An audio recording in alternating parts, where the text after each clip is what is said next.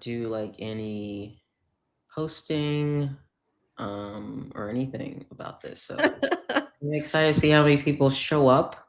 Yeah, Um, but regardless, it's gonna be a party either way. it sure is. Let's see. I gotta see if I'm live here.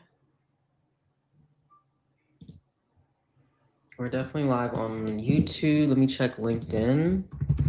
I am. Okay, so we're live on. Good. Nice, nice, nice. Okay.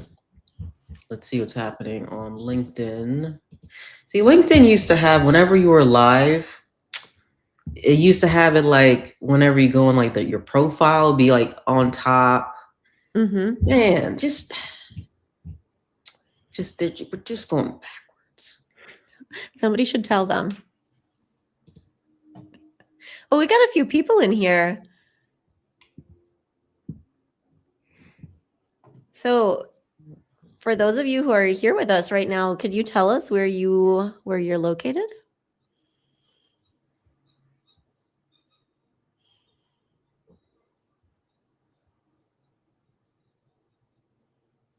Hey, Trace. Nice to see you. Thanks for joining us. Woodstock, Illinois. Oh, Felix. Oh, hey. Thank you so much for joining. Kenya. So, fun fact about Woodstock, Illinois, Trace, which obviously Trace knows. So on February 2nd, I posted on LinkedIn that my uncle was actually on. He was an extra on the film Groundhog Day, and that was filmed in Woodstock, Illinois, where Trace lives. Oh wow. Yeah. Got some celebrities in the house. Or family of celebrity, basically. Right. Woodstock, Illinois. Who knew? New York is in the house. Are you a Knicks fan, Felix? I hope so. You know what's crazy? I'm like, okay, listen, everything has been just amazing with the reach and growing the community. But man, I have not been getting any Knicks fans in the Data Motion crew. Like, what's going on? It's just been like, I'm like, it's crazy. Where are my Knicks fans?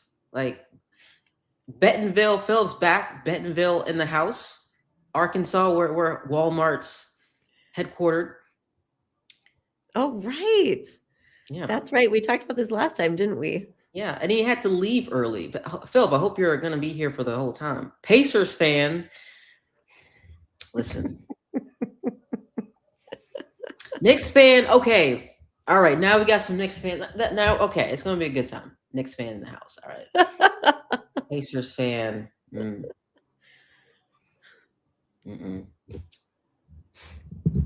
Y'all not having a good year, I don't think.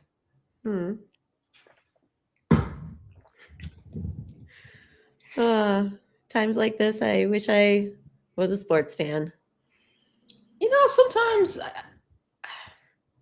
I haven't been watching sports as much as I've like gotten older and stuff like that, but I don't know. There's certain things where sometimes life probably is more peaceful without being, knowing certain things. Yeah. Like anyone who like is not a sports fan, like a rabid sports fan is probably, there's certain things. Their blood pressure is probably normal. I hope so. For all of you sports fans, how's your blood pressure? Like real sports fans, not folks who hop around like no LeBron bandwagon folks. Okay, listen. So it's we got it's should we get started? Yeah. How about we get started? What's Let's on get the docket today? What are we talking about? Today, good question, Kadisha. I'm glad you asked. So today we are talking about personal branding, all about personal branding. Okay, Philip's driving, so participation will be limited. Listen, Philip, we appreciate you tuning in, and that's great. Okay, all about personal branding, but not just personal branding. We're talking about how to turn our personal branding into actual job offers, right? Like there ain't no Absolutely. sense in just having a personal brand just to have a personal brand, right? There's a difference Absolutely. between just like having like you don't want to have like a huge like network or no, a huge brand, but no true network, right? Mhm. Two different Yeah, things. Two different things. absolutely. Yeah. And, very specifically, for the data in motion crowd, it's a lot of career pivoters, right? Mhm. Mostly people who have started out in a different field and have pivoted into something else. And I feel like, when I talk to folks who are in this situation, a lot of times it can be really hard to like hone in your personal brand and really be able to craft that story and be able to, write a LinkedIn headline that's going to really express, your past and, the strengths that you have gained from your previous work experience and how you're like leveraging that to move forward into data analytics. Um, so LinkedIn headline. This is like basically like what is your personal brand to start off with. It's like the story that you tell about you, and Which that is yeah, that which is like interesting every. for oh sorry. Go ahead, Kadisha. Well, Sorry. it's just like because like every time there's like, always people who join the program or anything that's like they're just starting their LinkedIn. They didn't really have to do this stuff years ago, so it's like new. Yeah. It's one of those things where it's just like, and it's just almost like like what is their story? Like how do they pull that out? Especially when analyst isn't on their resume or whatever thing like that. Hmm. It just seems like a completely new world, right? It's Yeah. almost like, and I try to get people to like not look at LinkedIn like regular social media. Like there's a lot of nonsense, on it, right? But it's Yeah. still the number one platform for networking professionally, in my opinion. Like there's nothing that beats it.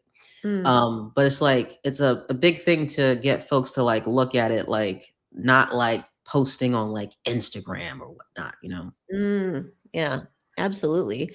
I mean, I think like a really like a core of my work and how I support people who are looking, whether it's a transition or just looking for that next role, it's really alignment. When you're looking for a job, of course, you need to be giving employers what they want.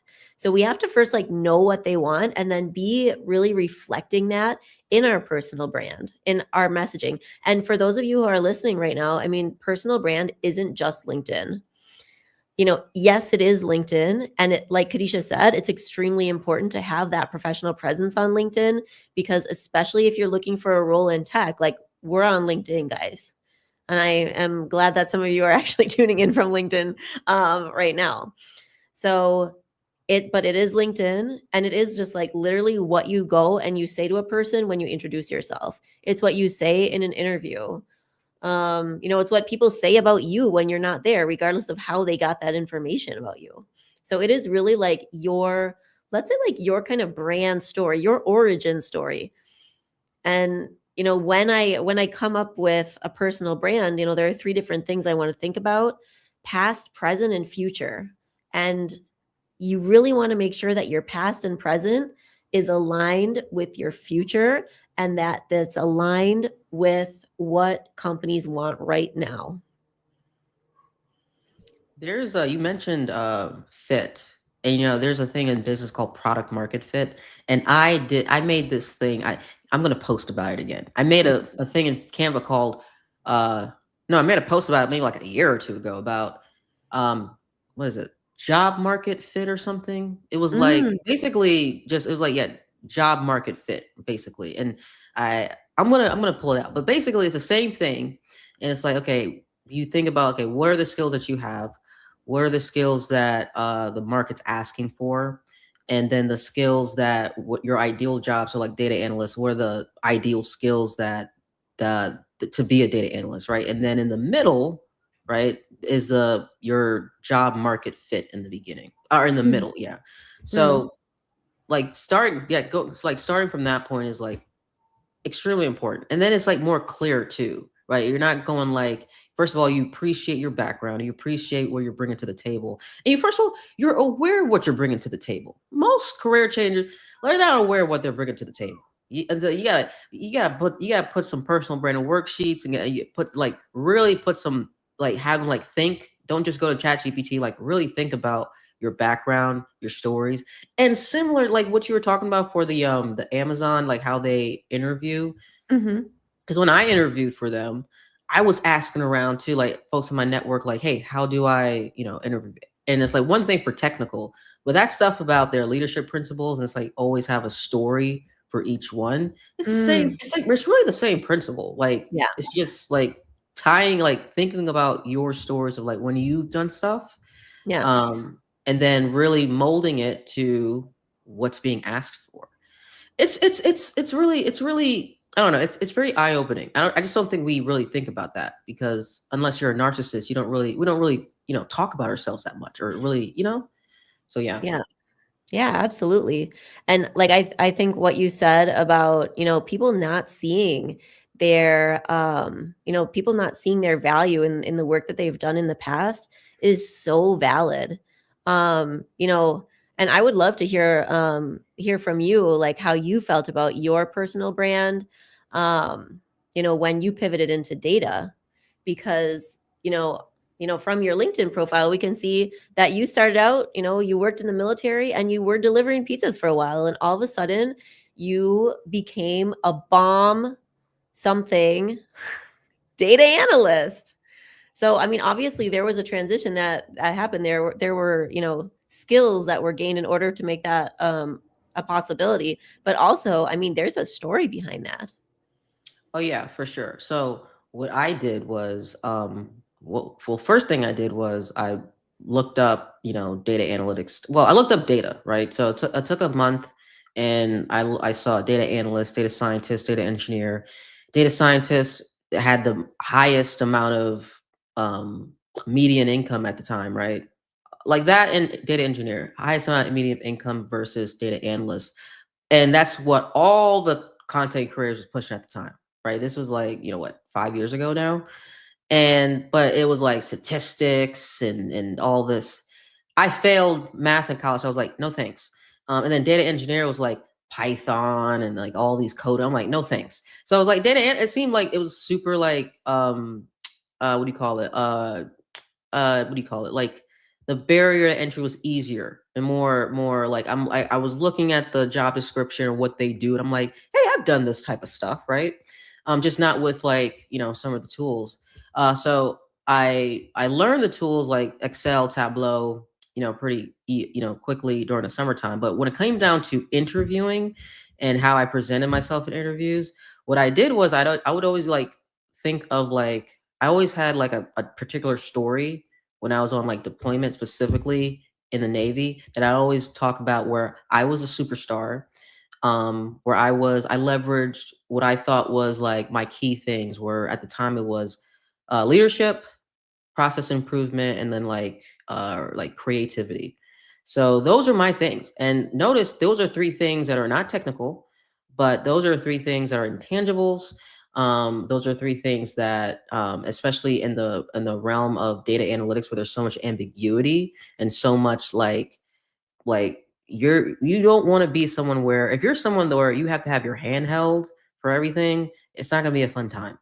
Um, so I made those shine in my interview. Like, but when I was asked about like, hey, have you ever used, are you comfortable with Tableau? I'm like, yeah, I'm comfortable with Tableau. But most of the interview was me just telling stories that highlighted my three key, superstar traits, in my opinion, and then always related that to data in some sort of way. And I, at the time, on my LinkedIn headline, it was like, I wish we could always go back and find that stuff because I would love to share that with my students, like what my like the versions of my LinkedIn was. Mm, But at the time, it said it was a like uh, I was a no, process improvement minded data analyst because I love process improvement. I had my yellow belt, my Six Sigma yellow belt. So like that was like my thing. Like I really loved it. So I again took like my experience and my skill set and just like told a story that directly related to what was being asked. And I think that's what I didn't lie or anything like that. Like I didn't say, yeah, I did, you know, machine learning models on the boat. I didn't do none of that. It's like it just didn't have to do that. So, but beyond that, I think just also, um, I don't know, there's not that many, communities and stuff as it used to, like free communities, but I don't know, just networking and things like that, and just seeing so many people that are also on the same like path of improvement and whatnot. Just Mm, over time, I built my network there, but what I just said, that was like the key thing of like my brand coming in. I just identified like my three superstar traits that I was already bringing to the table, and I just made sure I highlighted that on my resume and on my in my interviews. mhm. Yeah, absolutely. And, like I always say too, when I'm working with job seekers, that, and I'm going to say this in quotes, like, it's so easy. I know that it's not so easy, but it's much easier to just like highlight your tools on a PDF, like let's say on your resume, let's say on LinkedIn. There's a skills section on LinkedIn. You just put like SQL, bam, skill, SQL, add Python, there's your skill. But then, and those are the things that are going to get you in the door to have an interview, like Kadisha said. So all those skills like got her in the door. But then when you're sitting there in the chair in the office or you're in that virtual interview, you need to be a personable person and be able to speak to that. And that's where like your personal brand is really important. What is the story of you? How did you decide to become a data analyst? Like, what do you love about data? And stories like this are really important because we as humans, we really resonate with stories. And the people that you're going to be speaking with are really going to want to like, they're going to want to work with you. So giving them like a little bit of personality in the interview, giving them, something to talk about, something to chew on. In our in Data in Motion, when people are coming in from a different career background, there is the possibility that you could if you don't do it right, like you could come across looking as like you're just kind of stumbling through your career. Like this is totally possible. I remember my first hiring experience. I was working at the Center for Students with Disabilities at my university, and we had to hire a new director.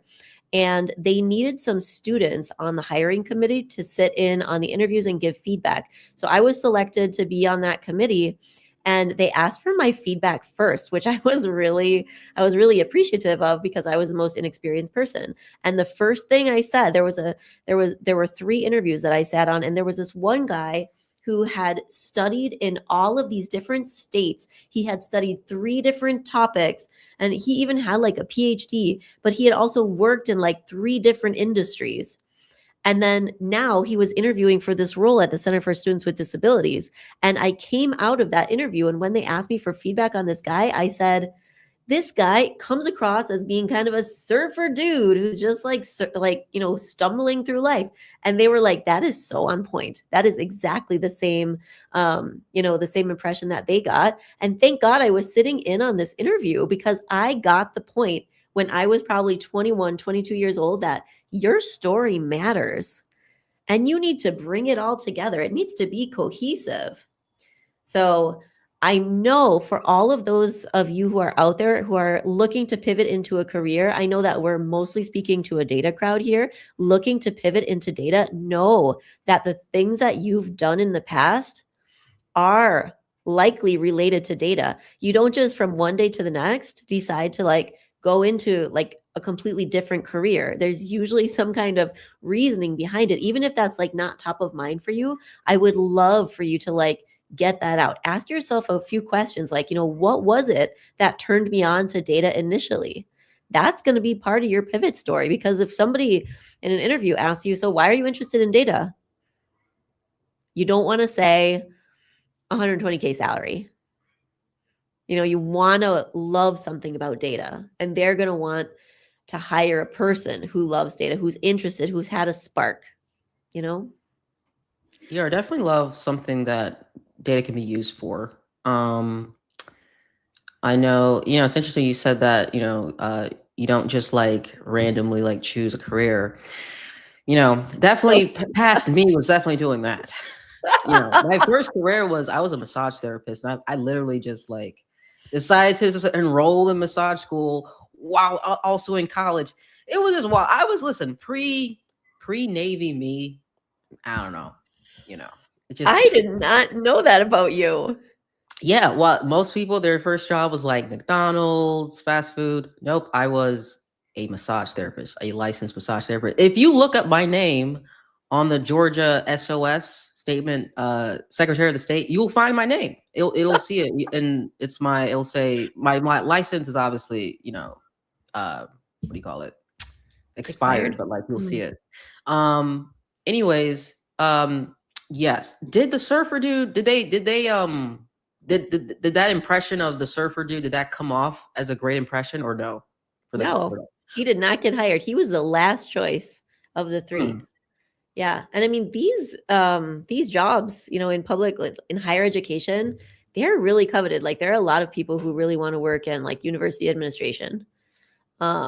So that killed it for him. And another person was hired on who had like a very consistent through line through their career of working in, working with students with disabilities and working in higher education. So I don't want to say if he had more of a compelling story at that point and more of like a personal brand around where he was going next. I don't want to say that he would have gotten the job because the person who was hired on was very highly qualified and had done, a very similar thing at, UW Madison.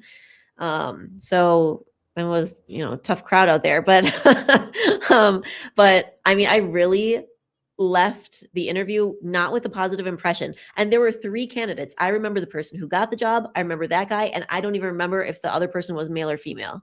So obviously, like that person left a bad impression because he came off as like the surfer dude who doesn't know where he's going in life. So always like be pulling on those strings, be looking for the reason why behind something. If you like, but what brought you into data, Kadisha?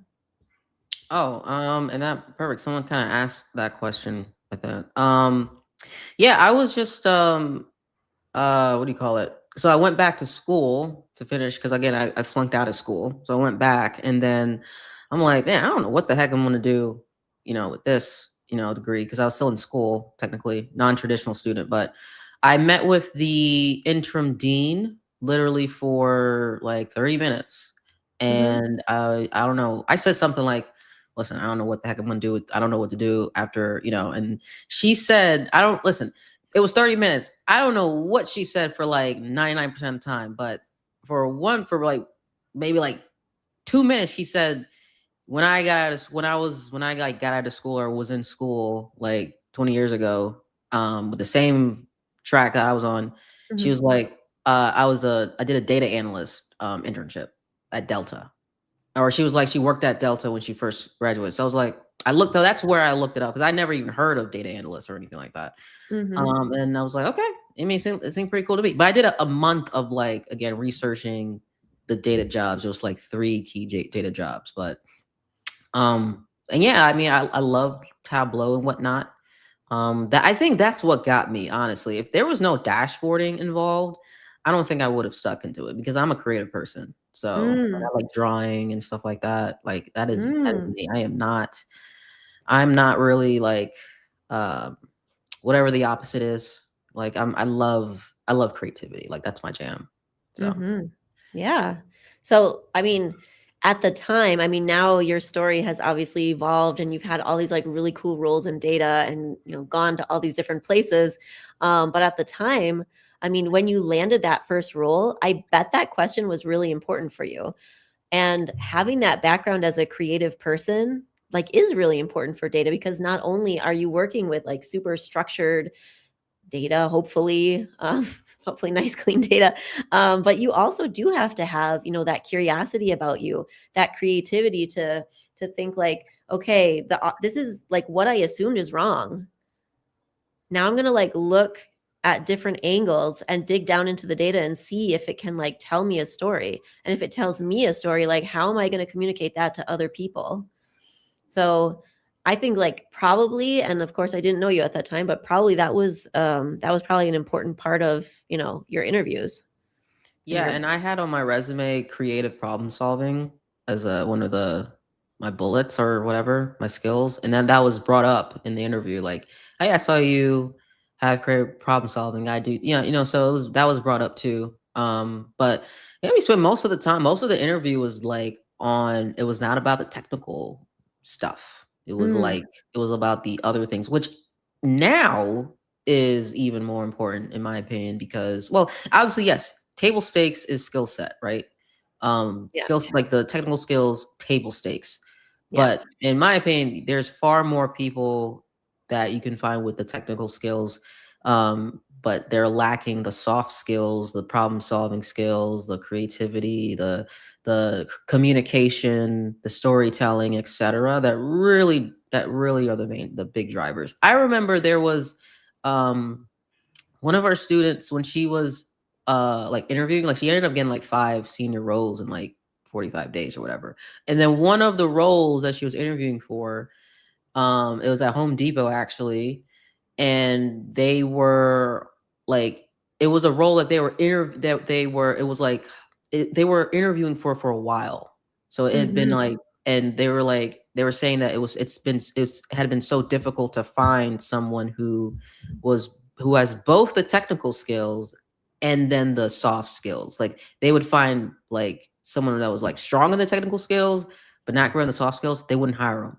Or they'd yeah, find someone strong with the soft skills but not great on the technical, they wouldn't hire them. And so they were like, so if you imagine, they just kept the job, like they were kept interviewing for it for like months and months, mm, and did not take folks that were technical but didn't have the soft skills. So I think that's a huge thing that should, so absolutely. And I mean, I saw the exact same thing when I was hiring for analytical roles at Wayfair. You know, if you just had the technical skills, it was not enough. And even as part of the hiring process in the panel interview, there were 4 interviews, 3 of whom were team members, and then there was a stakeholder interview. And because this position is so crucial in the company, you are basically like a little internal consultancy and you have internal clients. So they need to have somebody who can like interface with all of these different departments, have good relationships, be able to ask good questions. So they actually had some of the future clients, you know, interviewing candidates. And they absolutely were people who could say, I can't work with this person. No, next. So, you know, hard skills, you write it down on paper, you've got it on your LinkedIn. Yes, you need that. And you have to be a people person, and you need to communicate, and you need to be curious, and you need to, I mean, I don't know if all companies care about this, but it's nice if you're making a dashboard that it looks good so people can understand. yeah. So it Listen, is really a I've unique. seen some train wrecks Yeah. on the job. Not from, and that I've inherited. I'm like, hold on. Seriously, a professional did this? Yeah. Yeah. That's true. That is true. And you know what? We're talking about consultants, and I know that, the consulting world, especially with AI, is taking a different hit. But Mm, um for years and still now, like the big, folks that go to the top MBA programs and whatnot, they usually go to the big four, what PwC, the mhm. McKinseys or whatever. Um, say what we will, but like, they're strong communicators. You gotta be good at the decks. You gotta be good at like communicating. You're gonna Yeah. be talking to people. You're not just gonna be sitting in the corner doing nothing, or not doing nothing, but like you're not gonna be sitting in the I think the I don't know, if you're not gonna be just sitting in the corner, not talking to nobody, and Yeah. just like, at your desk for all day, with your headphones on and just not saying anything to anybody. I'm not really sure if if that's what you want in data analytics, it's not your thing. Yeah. Even if you want to be a data engineer, you still got to do meetings. Like, Yeah. you still got to talk to people. Mm-hmm. Absolutely. Yeah. So I'd say like, that story, those skills are super important. I got excited when I would hire entry level people. So, fresh out of university, a university degree was required for those roles. And, when hiring for those people, it was, people who didn't have a lot of experience. Obviously, they just came fresh out of university and then were getting their first role. Maybe they had an internship, maybe they didn't. But I would get really excited when I saw something like tutor or camp counselor or any like a coach. If you coached like a youth soccer league or something, I was like, great, that says communication skills to me. And I think that really speaks to your brand. In data, communication is a really big part of your brand. So I mean, I would always say don't underestimate the power of that experience that you've had in the past, no matter how old it was. When I was in college, I started out working as an English teacher. I worked at the Center for Students with Disabilities. And also, like, I used to be a camp counselor. I used to go to Japan in the summers and teach English to Japanese kids. So, that was kind of like leadership skills. It was communication, making things fun, having a personality. And that was something that I'm so glad I did because I leveraged that, going into my career down the line. Which to this point has not been a data role. However, and Kadisha knows this, but I don't think I've ever said this online before. I actually myself, after I left recruiting, that was in Germany. I came back to North America, to Mexico, and I wanted to work in data let's say in a company in the US remotely from Mexico. So I learned the tools. I learned SQL. I did a bit of Python. I loved Tableau. Oh, Tableau is great. It's so easy to use. I freaking loved it. And then I thought, okay, with my background in hiring, of course, I was hiring for these analytical roles. So I knew what was important. And then I thought, like, how am I going to really, like, what is going to be low hanging fruit for me? Where am I going to really make an impact? Where am I going to land? And because I had like 5-6 years of experience working at universities, teaching, I went straight for universities that were looking for data analysts. And I knew that it was going to be hard to get a remote job and out of the country in data analytics, but I landed 2 offers with, on paper, literally no experience in data analytics whatsoever. And, of course, I learned the skills, and having the skills and the background in higher education is what got me in the door for the interview. But then, what happened in those interviews was what landed me those offers. So the story was super important for me. And that was something that I attempted. I don't have my documents and stuff from that time either. My LinkedIn profile has changed a lot, but I definitely made the effort at that time to be very consistent in my brand. Where did I come from? Higher ed. Have a background in data, had a lot of contact with data people, learned the tools. Now I want to do data. So it worked. I mean, I got the offers. Couldn't move to the US at that time to work You there. put yourself in a position to say no. That's what I tell my students too, like, Yeah. they're sometimes, especially if they're like maybe something comes across their table or the recruiter hits them up for something, and um whether or not it's like exactly their fit or whatever it is, it's like, no, just go through the interview, just put yourself in a position to say no. Don't just like strike out, because at the very least it's what do you call it, practice or whatever. You never know. Yeah. You never know. Yeah, and when it comes like to brands, really, the it really boils down to like what's the impression that you come across? Like, what do people think about you? They think about the brand that Coca-Cola has. You know, Mm, it's just a soda, yeah. but not really. Like when I moved to Georgia, I didn't, and again, I didn't know Coca-Cola was like born and bred in Atlanta. I'm like, it was like a huge thing. Everybody had Coke. You couldn't find Pepsi things anywhere. Mm-hmm. Everything was Coke, everything. Very strong brand, like just very compelling. Um, when you think of like Coca-Cola or whatever it is, things with strong brands, it's like, um, whatever, like, again, when you said, like, what do people think, when you're not in the room, Mm, what's the impression that that comes across when you're speaking. So again, it's everything. It's like your LinkedIn, your resume, your portfolio, and then whenever you're speaking in interviews, all of that is really part of your brand assets. yeah, absolutely. And it needs to be consistent. So, one of the things that I've seen recently and also saw when I was a recruiter is that sometimes, the information that I got on somebody's resume didn't align well with what was on their LinkedIn profile, which for me as a recruiter is a red flag.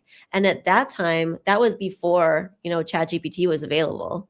So we didn't have all of these, AI powered resume generators. That just wasn't a thing. But now it is a thing, and it's even worse now than it was then because all of these AI resume generator tools are really bad. Generally, I haven't found a good one that I like to date.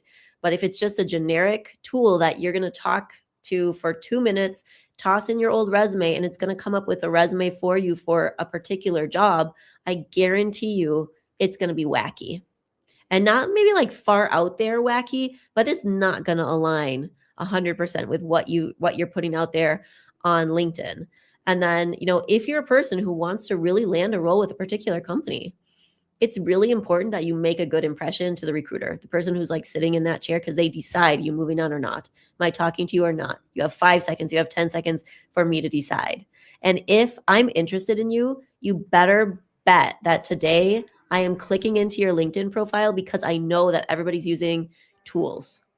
And you've got one LinkedIn profile, but you can send a million, like literally a million resumes out in one day if you want to. And they can all say different things. So I would be clicking into that LinkedIn profile to see, does this match? And if it doesn't match, you're out, you're fake. You might even be a bot in my world.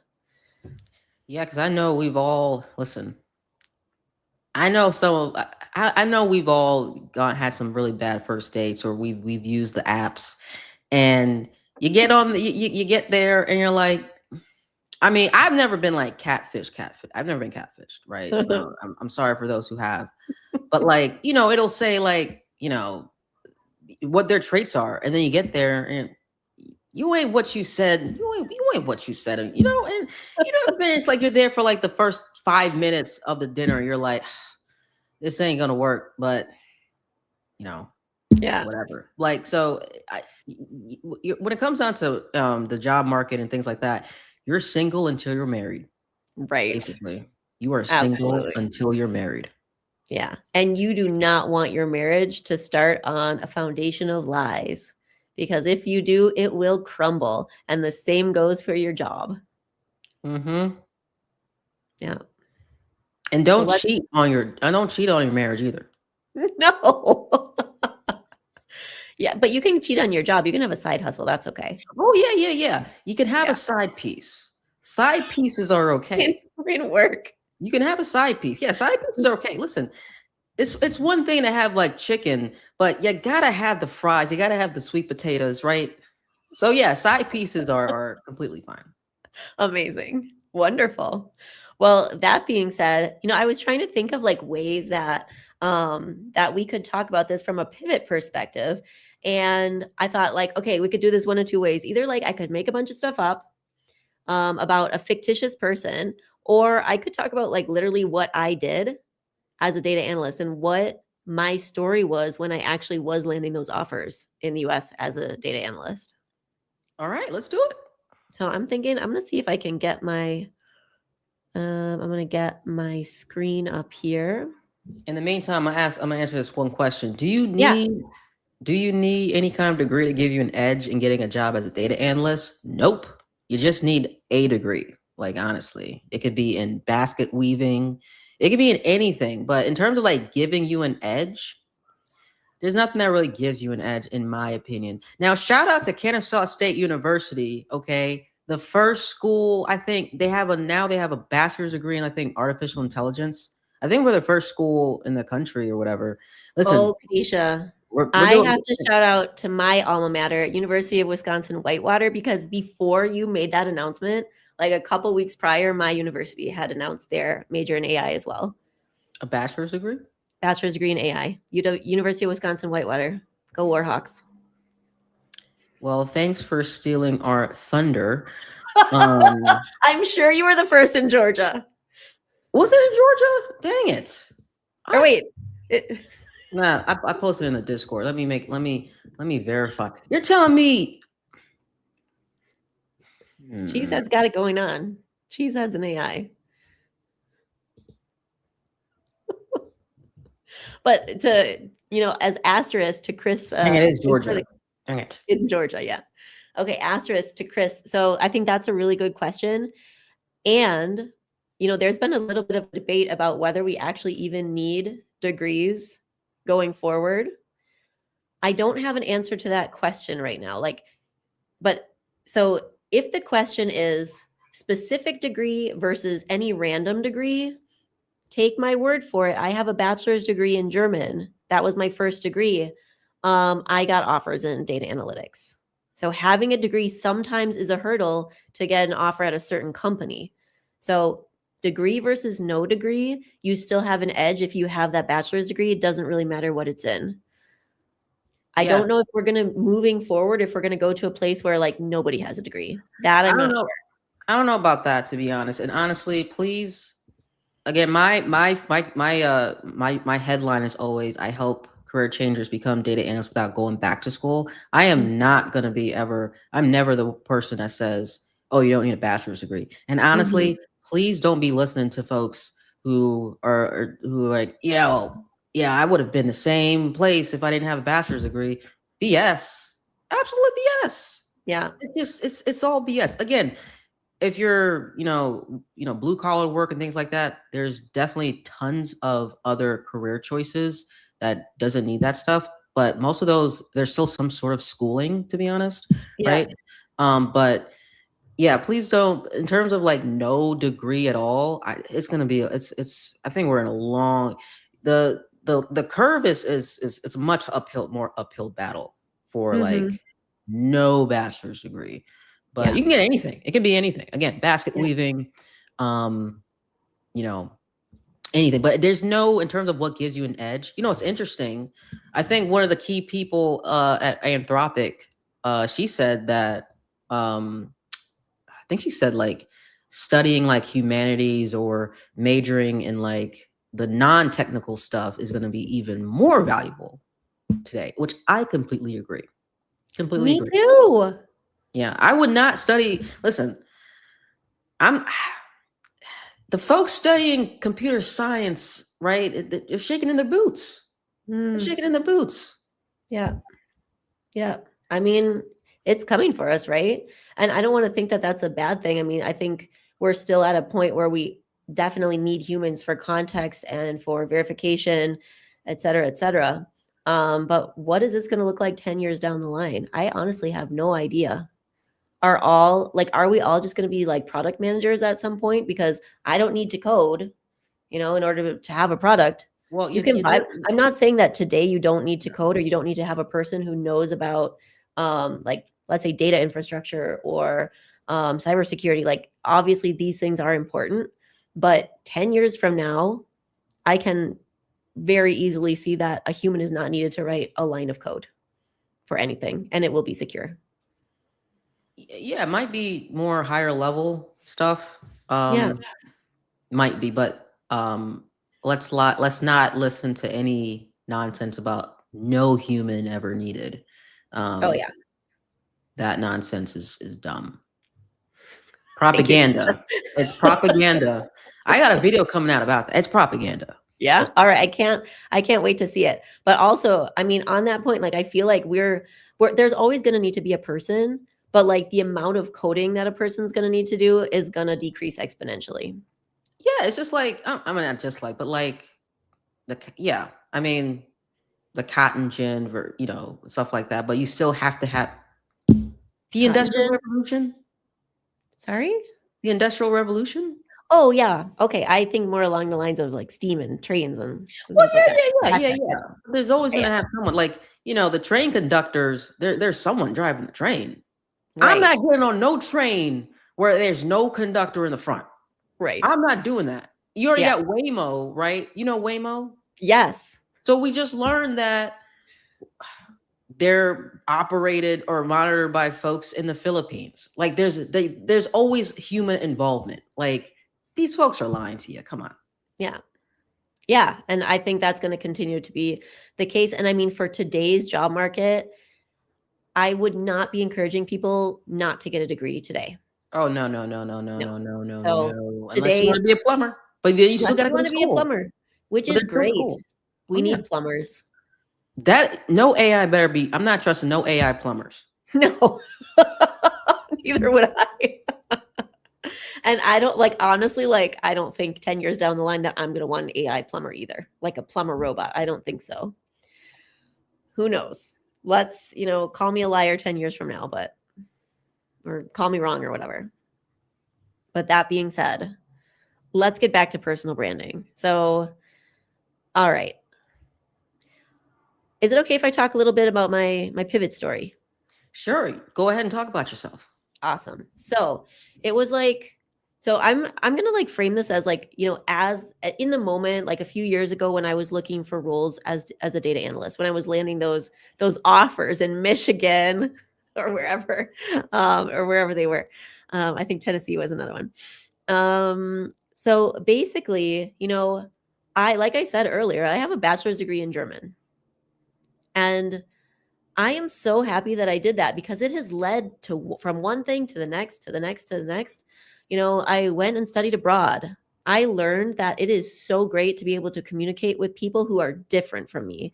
I can learn so much. I think this learning mindset has been so important for me because now I realize that I am basically an idiot in almost everything, and so is everyone.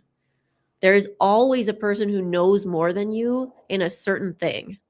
And having like this mindset where you can be open and you can learn and you're not the absolute expert in any given topic is like the way to move forward. So this really opened me to like this learning mindset.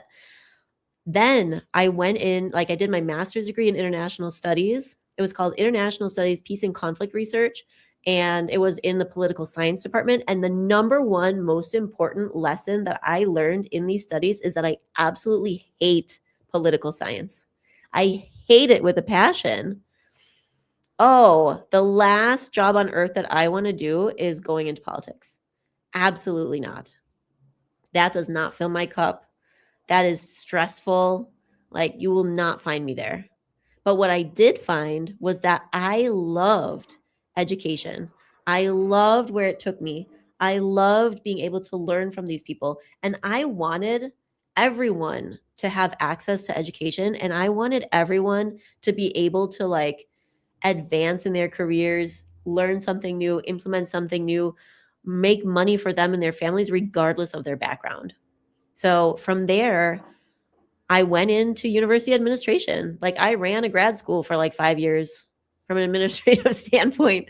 And while I was doing that, like there was this one experience I had where we were running some processes like parallel to what was going on at the General University because we were kind of like semi-independent.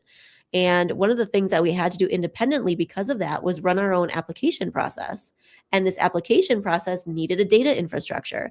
It needed a way to collect the applicant data to store it so that the professors who were evaluating it could evaluate it fairly so that we could go and then announce our decisions to these students in the end. And the team was so small, and I was just the person who liked trying new things and learning about tech and making spreadsheets. I volunteered to be the person who sets up this database with the connected like application form and this pipeline. So I did that, and I was like, this is so cool. This is so much fun. And then after that, I was like, wow, we've got all this data now.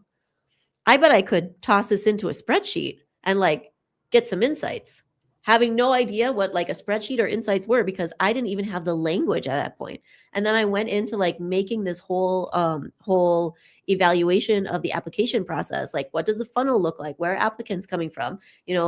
Out of these applicants, like who has the most success passing the first year exams, et cetera, et cetera, et cetera.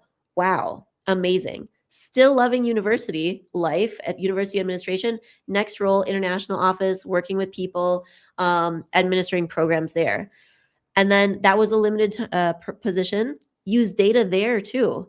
I just kept thinking, like, why aren't people using data like this? This is the best thing ever. I was in that role, I was in charge of administering a German language program for refugees so that they could study in German after they moved to the country. And the success rate was so low there. It was like 30% of the people like that I had chairs for could like go on to study. So the numbers were super low. I was not happy with that.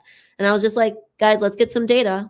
Let's look into the data and see like how we can improve this. I found out that people were leaving and they weren't being replaced. I found out that, certain people have a certain ability, like have like more probability of coming through to the end of the program.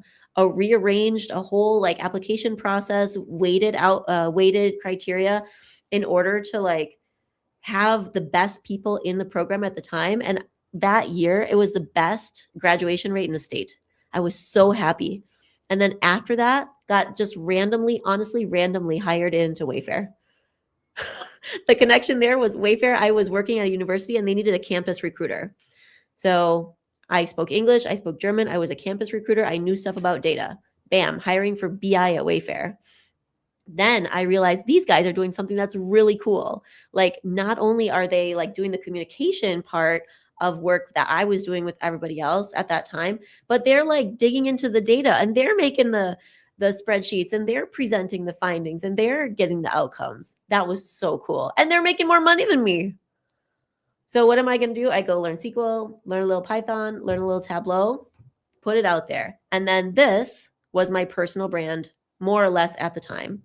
I'm just going to read it off of here. And I want to show you guys how like this personal brand, it's like your story and you can use this for different things. It's not just your LinkedIn headline. It's not just the tell me a little bit about yourself interview question. So on LinkedIn, it probably said, now just remembering back something like this, data analyst, talent and workforce analytics, turning market signals into hiring strategy. So background in employment, hiring, data. All right. Then my elevator pitch might have been something was very similar to this. I started my career in international education and recruiting, where I saw how many decisions were made based on assumptions rather than data. That led me into analytics. Today, I specialize in using workforce and operational data to identify patterns, improve hiring outcomes, and drive strategic decisions. And of course, in the interview scenario, we're employing that, past, present, future structure. So then, just imagine, I worked in the past. I would explain it just as I did now, came from an international language background.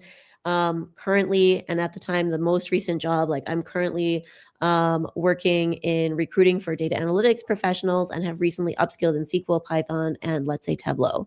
I'm excited about this role I'm excited to work more closely with data because I realized that throughout the course of my previous work, that data has been what's held it all together, and communicating with people is the way that I love to get results. So that at the time was basically my personal brand. It's got to be consistent. I think that's excellent. One thing that I thought about, when you said Wayfair seemed like perfect for you because you knew German, you had, did data in your previous role. It just seemed perfect. And then I think about when we were in college, right? Bachelor's degree. Mm-hmm. If we wanted to be okay, do you want to be a nurse? Do you want to be an engineer? Do you want to be whatever? Whatever it took, the requirements was the degree. It wasn't like anything else. I think we're just been conditioned to think that, or conditioned to be qualified for a role. It's some sort of degree or education, but it's none of the other things like experiences. So that just came up in my head when I heard you say that. Absolutely. And, over the course of working with career pivoters in data and motion, I have been so excited to see people. I'm remembering, I don't know if the person is still in the group. I didn't see her this week. Maybe she got a job now. Who was saying that she didn't. Oh no, she still is in the group. She was saying that she didn't have a master's degree. Like she was asking, like, do I need a master's degree? And I was like, no, you don't need a master's degree. And then we flip over to her LinkedIn page, and this very strong, intelligent, talented woman has literally a master's degree in education, which for the purpose of pivoting into a data role, she simply for herself wasn't considering. Like she didn't see that as a strength. But I see, and I'm thinking this person is a teacher. I don't know if you're on the stream right now. You know who you are. Has a background as a teacher, a master's degree in education, and wants to learn a couple of additional tools. Wow, that's a person that I want to talk to. Yeah, especially when people like don't like their current career. I feel like it makes it even worse or harder to like kind of pull out or kind of see their current skills as a, what do you call it, advantage, you know? Mm-hmm. Um, Yeah. Yeah. all right. We are almost at the hour. Let's see if Yeah. there's We got any questions here? do y'all got any questions? Man, folks are just tuning in. Man, we're about done. Man, just tuning in. It's interesting though. They got more higher numbers as like time went along. Like, man, it's man, you Yeah. guys like to be up late. Maybe everyone's just getting off work or just finished dinner or something. Maybe. I am trying to pull something What up. should we talk about next time, y'all? Good question. Yeah, what do you guys want to hear?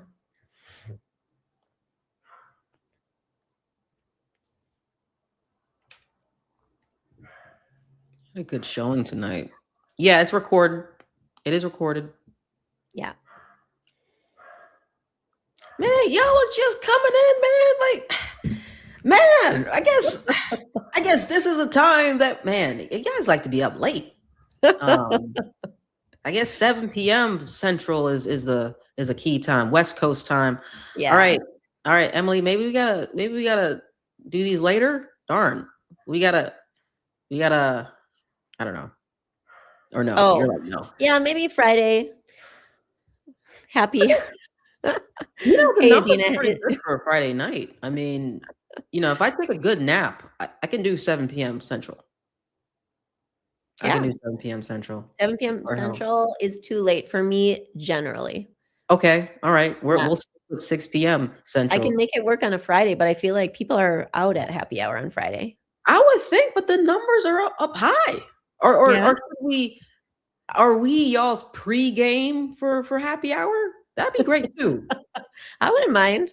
Yeah. Maybe a split down the line like 6:30. I did notice like the numbers picking up towards like the second half. Yeah. Okay. AI dating. That's funny. Well, before we go, guys, I don't know if anybody's interested in this, but I'm really pretty excited today. About what? Well, I'm so glad that you asked, Kadisha. I thought you'd never ask. I am so excited, everyone, friends, because taking inspiration from the OG Kadisha herself, I love what Kadisha does. And I love like the synergy that we have found. And, actually, the thing I really like about Kadisha is that Kadisha gives it all to you. Kadisha not only will help you land a job, so she'll give you the skills that you need to become an awesome data analyst. And then she'll also, together with me, will help you learn how to land the role. So that's something that I absolutely love about Kadisha, and something, if you're pivoting into data and you don't know SQL, then sign up with Kadisha and I'll help you land the job through Kadisha. If you are on our stream right now and you already have the skills and you're just looking how to position yourself and how to land the next role, I am very happy that today I'm launching. Of course, I do individual coaching. That's what I've been doing, but I'm launching my first group. So guys, I am so excited. I'm going to actually bring it up now. I am launching my very first group, where I have gone through all of the knowledge and advice and tips and tricks and systems that I have developed over the past years, not only working as a career coach, but as in data and also as a recruiter. And I have put it in like video format for you to like sponge up at your leisure, and during which you can have some video calls with me. And I'll tell you, I'll give you my diagnosis. If you need anything very specific, you can hop on Slack. We're going to have a Slack channel going. I will give you literally the entire system, including the templates for everything. I will help you position yourself on LinkedIn. I will help you reach out to people so that you're getting like inbound, like you're attracting recruiters' eyes, and you're landing referrals from absolute randos on the internet. So I'm super excited. I'm launching this today. I just put it live like a couple hours ago. And I'm so excited to be doing this for the first time. I love talking to a group because I feel like there's always something that you get out of it.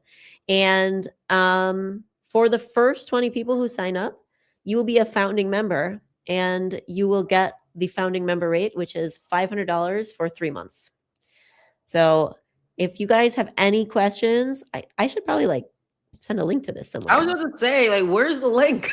Where's the link? See, this is my problem. I forget to like put the link. Is it there? Can you imagine saying like, hey, I'm opening a restaurant, and you don't even say the address? And how do you expect for people to show up?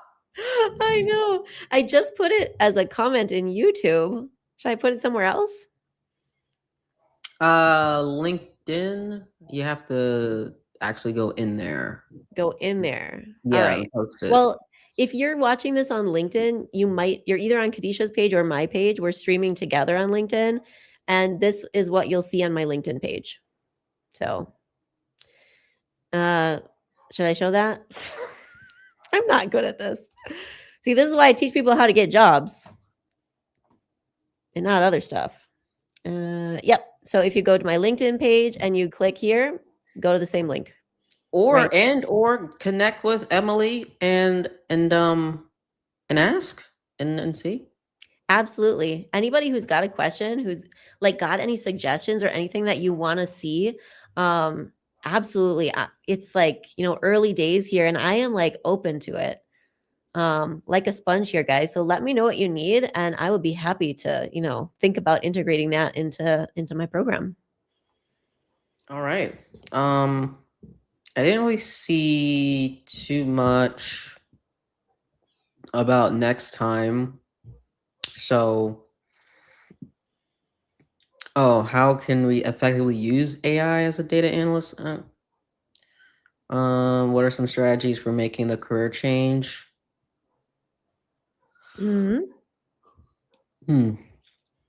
Yeah. Honestly, I think that one, Jaime, I don't know if it's Jaime or Jamie. Looks like maybe Jaime. I think like all the topics that we talk about here are, things that you can employ when you're looking to pivot into data. Oh yeah, for sure. We give the playbooks. Yeah. All right. Well, we're 5 minutes after the hour, and we are so glad that y'all came and spent time with us on a Friday night. And we'll see you next time. Yeah. Come with questions, guys. Thanks. Bye.